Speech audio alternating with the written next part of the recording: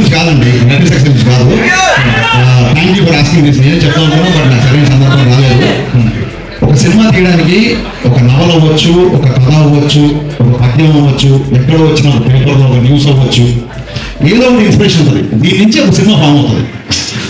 మీకు తెలిస్తే సీతారామయ్య గారు మనవాళ్ళు చిత్రా విప్లవాలు ఆ రోజులో వచ్చిన ఒక కథ, ఒక చిన్న కథ నుంచి 3 గంటల సినిమా చేశారు క్రాంతి కుమార్ గారు.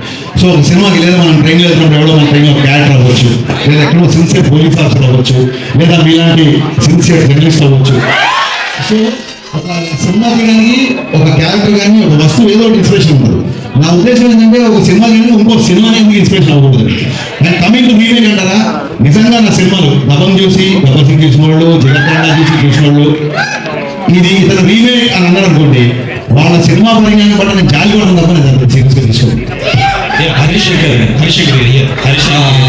సినిమాలో సత్యం ఉన్నాడు, కమెడియన్ సత్యం. అవునండి. అంటే తను one of the best comedian. But ఎప్పుడు ఎక్కడ బ్రేక్ వచ్చింది లేదు, సరిగ్గా పోర్ట్రేట్ చేసింది కూడా లేదు డైరెక్టర్స్. సో మీరు మీ సినిమాలో కరెక్ట్గా పోర్ట్రేట్ చేసే అవకాశం ఎలాంటి స్కోప్ ఎక్కువ ఉంది సార్? ఆయనకు బ్రేక్ వచ్చింది సరే తెలియదు. బ్రేక్ నాకు వచ్చింది అంటే అతనికి వచ్చిందని నమ్ముతున్నాను. అతని డేట్ల కోసం నేను చాలా ఇబ్బంది పడాల్సి వచ్చింది. సో డెఫినెట్గా ఆయన పెద్ద బ్రేక్ వచ్చినట్టే ఆల్రెడీ చాలా బిజీగా ఉన్నాడు. ఈ సినిమాలో ఫస్ట్ హాఫ్లో Satya is one of the highlights అని చాలా కామెడీ, చాలా చాలా మంచిగా అర్థం చేశాడు. I'm huge fan of Satya. Harishankar garu ఇక్కడ నన్ను సురేష్ గారు అని అంటారు. నాకు తెలుసండి. 2 ప్రశ్నలు. మీరు సోషల్ మీడియాలో మా మీడియాలో ఉన్న వార్త ఏంటంటే, ఎవరికైనా ప్రాముఖ్యం రావాలంటే హరిశంకర్కి ట్యాగ్ చేస్తే చాలు సోషల్ మీడియాలో, ఆయన పనికిరాని వాళ్ళని కూడా ప్రాముఖ్యం వచ్చేటట్టు చేస్తాడు అనేది ఒకటి. 2వ ప్రశ్న, వేదికల మీద చాలా ధైర్యంగా మాట్లాడే హరిశంకర్ నెగిటివ్ ఏదో రాసేస్తాడని ఒక పుకార్లు రాసే వెబ్సైట్ వ్యక్తికి ఇంటర్వ్యూ నేను ముందుగా ఇస్తాను అని చెప్పి భయపడి ఇచ్చారు ఆ మీడియా వ్యక్తికి అని. అంటే మిగతా మీడియా వాళ్ళందరూ అవసరం లేదన్నా మీకు? సో మిగతా మీడియా వాళ్ళ అవసరం లేదు అన్న ఆలోచన మీకు దేనికి వచ్చింది?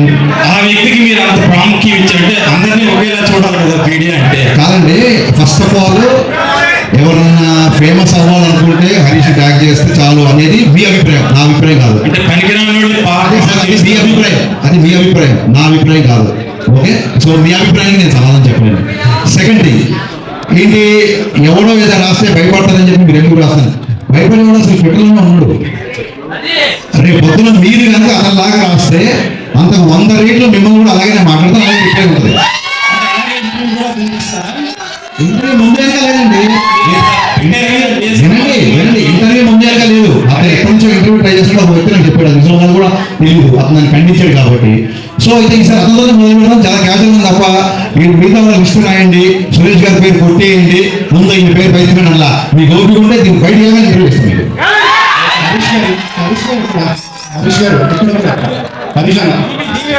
ఆయన పనికుమార్ సార్, యాక్చువల్గా మొన్న ట్విట్టర్లో ఒక ట్వీట్, మీరు మోడర్న్ రాఘవేంద్రరావు అని చెప్పారు. సిద్ధార్థ స్వామి రిలీజ్ అయిన గ్లామర్ సాంగ్స్ ఇన్స్పిరేషన్ ఆయన ఎక్కువ. మోడర్న్ రాఘవేంద్రరావు గారు అని మిమ్మల్ని మోడర్న్ రాఘవేంద్రరావు గారు అని చెప్పేసి నాకు వినిపించింది. మీరు 2 సార్లు అంటే బాగుంటుంది. అంటే రాఘవేంద్ర గారు లెజెండ్ కదా, ఆయన అనుకరించడం అంత ఈజీ కాదు, బట్ అలాంటి కాంప్లిమెంట్ అండ్ వన్ మీకు పురాణాల జ్ఞానం కూడా ఎక్కువ, చాలా ఎక్కువ సార్లు చూసాను. అయితే మీ నుండి కూడా కల్కి లాంటి సినిమా ఒకటి ఎక్స్పెక్ట్ చేయొచ్చు. కల్కి కాదండి, అంటే నాకు కల్కి wonder, visual wonder to me. నేను కల్కి సినిమా ఎప్పుడు ఆలోచించలేదు, బట్ ఏదైతే ఇతిహాస సారాంశం ఉందో, ఏదైతే పురాణ సారాంశం ఉందో, అంటే ఒక ధర్మరాజు చూసి కానీ, ఒక కర్ణుని చూసి కానీ, ఒక అర్జునుని కానీ, ఒక ద్రోణాచార్యుని కానీ, ఒక పరశురాముని కానీ, ఈ క్వాలిటీస్ ఉంటే హీరోయిజం అంటే డెఫినెట్ చూపించాను.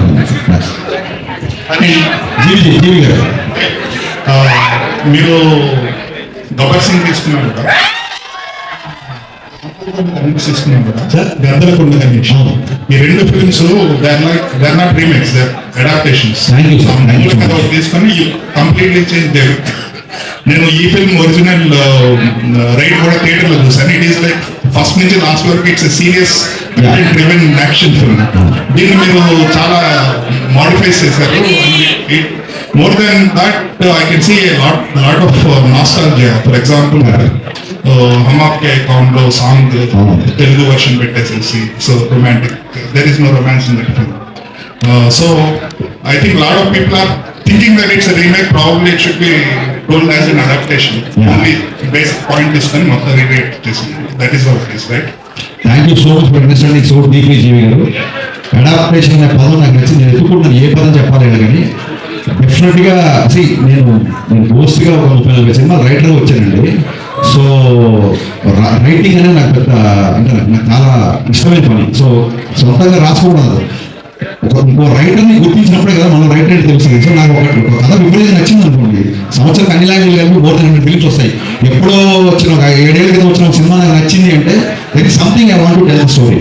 అట్ ద సేమ్ టైం మీకు చాలా మంది తెలియదేమో, సొంతంగా ఒక కుర్రోడు నాకు ఒక ఇంటర్వ్యూ చెప్పాను, సొంతంగా ఒక కుర్రోడికి ఎగ్జామ్ రాస్తున్నాను అనుకోండి, ఫాదర్ నీకు ఎన్ని మార్కులు వచ్చినా పర్లేదు నువ్వు రాయి అంటే అతని మైండ్ సెట్ ప్రెషర్ ఉండదు. అది ఒరిజినల్ సినిమా తీసిన పరిస్థితి. ఆల్రెడీ ఒక లాంగ్వేజ్ హిట్ అయితే మనం రీమేక్ చేస్తాం, అయితే చేయం డెఫినెట్గా. సో ఈ రీమేక్ చేసినప్పుడు ఎలా ఉంటుందంటే, చూసావా పక్కింటి ఆల్రెడీ 95, 99 వచ్చేసి మనం ఏం రాస్తా చూడు అన్నప్పుడు ప్రెషర్ ఎక్కువ ఉంటుంది. సో నా దృష్టిలో రీమేక్ చేయడం చాలా కష్టం ఉంది. సో అందుకు నేను కంఫర్టబుల్గా మార్చుకుంటాను.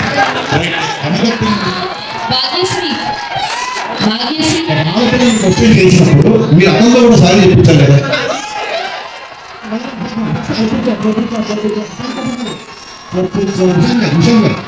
అకౌంటబిలిటీ లేదండి,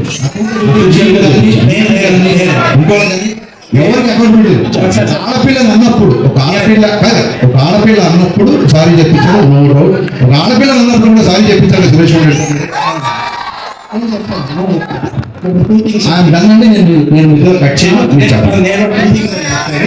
ఫస్ట్ ఆఫ్ ఆల్ సొమ్గారు అలా నన్ను అనలేదు, ఎందుకంటే అది game very late to the event and ఆ రోజు నేను ఫాస్టింగ్ లో ఉన్నా. But that secondary. బట్ నేనేంటంటే 150 మెంబర్స్ మీడియా పర్సన్స్ని వాళ్ళ తరఫున మాట్లాడారు. సరే రైట్ రాంగ్ అనేది సబ్జెక్ట్ ఎవరు తీసుకునేది. అండ్ ఇంకొకటి సుమగారిని సారీ ఈ రోజు కూడా సుమగారు అని అంటాను, ఆ రోజు అదే అన్నాను. ఆవిడ మీద ఎప్పుడూ రెస్పెక్ట్ ఉంటుంది. అండ్ ఆవిడ ఆ ఇన్సిడెంట్ తర్వాత ఆవిడతో మాట్లాడడానికి ఆ టాపిక్ గురించి ఎప్పుడు ట్రై చేయాలి. నాకు తెలిసి అయితే ఎవరో మరి ఆవిడ సారీ ఎవరు చెప్పి. ఇంకొకటి ఏంటంటే మీరు ఇంకొకటి ఏదో ఒక జర్నలిస్ట్ గురించి నేను పేరు చెప్పాను,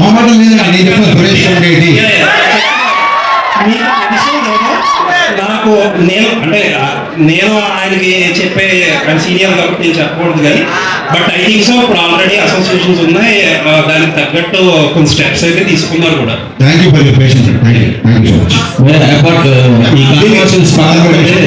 కంటెంట్ పరంగా ఇది రియల్ ఇన్సిడెంట్ ఎక్కడో నార్త్ లో జరిగింది, ఛానల్ అయింది. ఇప్పుడు మీరు ప్రజెంట్ సినిమా తీస్తున్నారు కాబట్టి ఇక్కడ ఈ పర్టికులర్ మన స్టేట్స్ సంబంధించి ఎవరినన్నా రిలయన్స్ ఉందా? ప్లస్ కొత్తగా అడ్వాన్స్డ్ ఇన్కమ్ ట్యాక్స్ రైట్స్ సంబంధించి చాలా టెక్నాలజీ మారిపోయింది, చాలా కొత్తగా అది కూడా జరుగుతుంది. కరప్షన్స్ కానీ బ్లాక్ మనీ కానీ ఇందులో ఏం కొత్తగా ఉండబోతుంది?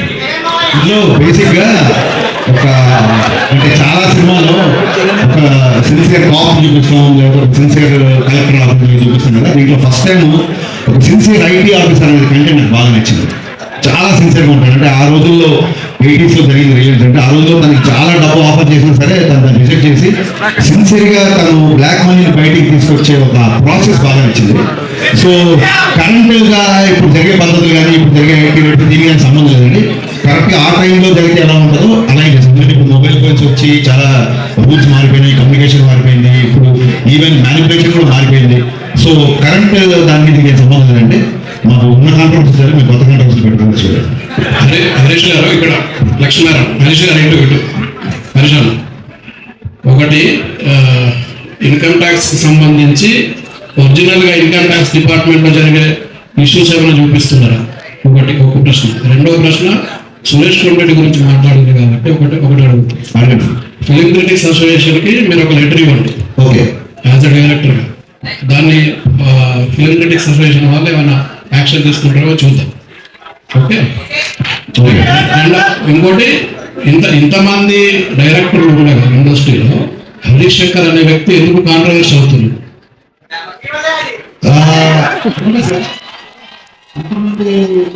ఇంతమంది డైరెక్టర్లు ఉండగా హరీష్ శంకర్ కాంట్రవర్సీ అవుతున్నాడు అనేది మీ ఒపీనియన్. నేను 100% ఏకీపించాను. సెకండ్ థింగ్ ఏంటంటే అందరి రేట్లు ఒకే ఉంటుంది సార్. ఒక్కొక్కరు ఒక సినిమా ఏదో వచ్చాయి కదా, ఒక్కొక్కరి నేచర్ ఒకలా ఉంటుంది. కాంట్రవర్సీ అనేకంటే కూడా నేను ఏదో ఇప్పుడు నా డైలాగ్ సినిమాలో చప్పట్లు కొడతారు. సో మీ దగ్గర చప్పట్లు కొట్టించుకోవడానికి లేకుంటే మీ మీద కౌంటర్ వేస్తే ఏమంటారని కాదు. నేను ఇప్పుడు సురేష్ రెడ్డి గారితో ప్రవర్తించుంటే మీరు ఎప్పుడు ప్రవర్తించున్నాను తెలిసి, అలాగే ఇంకోటి ఎప్పుడు ప్రవర్తించున్నాను. అండ్ కమింగ్ టు ఎక్కడైతే నిజాయితీ ఉంటుందో అక్కడ వాల్యూమ్ ఎక్కువ ఉంటుంది, నా గొంతు వాల్యూమ్ ఎక్కువ.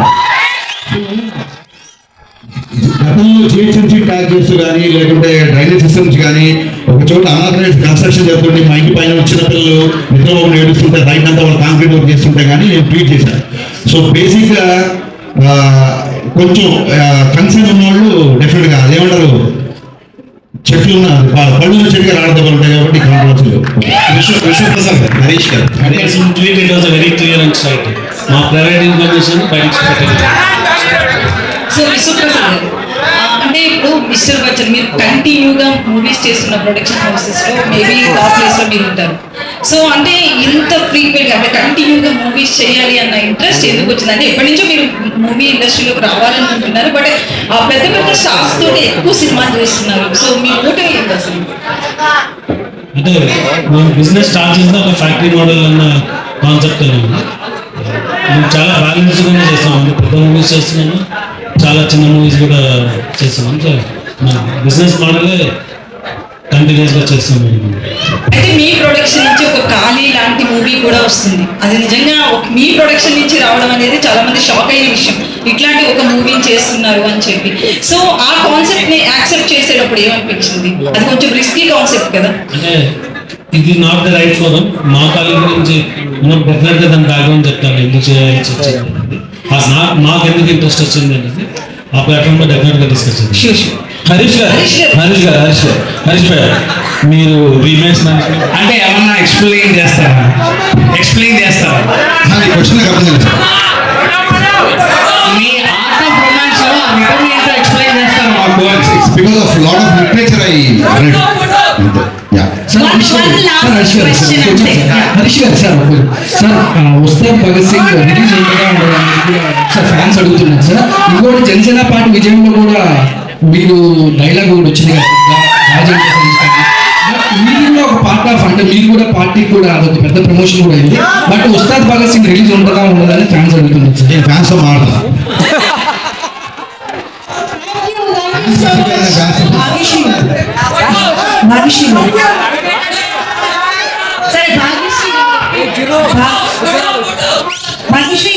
సీనియర్ జర్నలిస్ట్ అందరి క్వశ్చన్స్ అయిపోయిందా? సీనియర్ జర్నలిస్ట్ అందరికీ పాస్. భాగ్యశ్రీ గారు,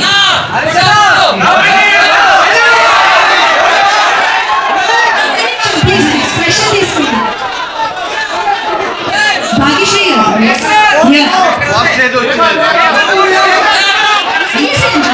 సో భాగ్యశ్రీ గారు,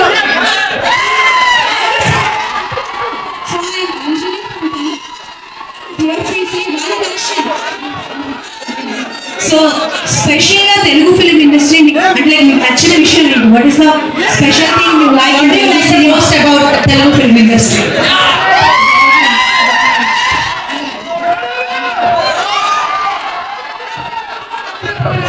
పోతే నా పర్సనల్ రిక్వెస్ట్, ఆత్మీయ మిత్రులందరికీ నా పర్సనల్ రిక్వెస్ట్,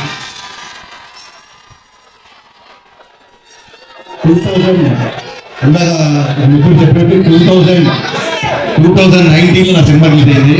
మళ్ళీ చాలా సంవత్సరాల తర్వాత సినిమా వస్తుంది. ఎక్కడో ఎవరో తప్పుగా మాట్లాడితే, ఎక్కడో తప్పుగా మాట్లాడితే మీద కౌంటర్ ఇచ్చా అని వాళ్ళ షూలో మీరు కాలు పెట్టి ఆలోచించకుండా దయచేసి ఈ సినిమాని బాగా ప్రమోట్ చేయాలని సవినయంగా మీ అందరికీ కోరుకుంటున్నాను. Thank you so much.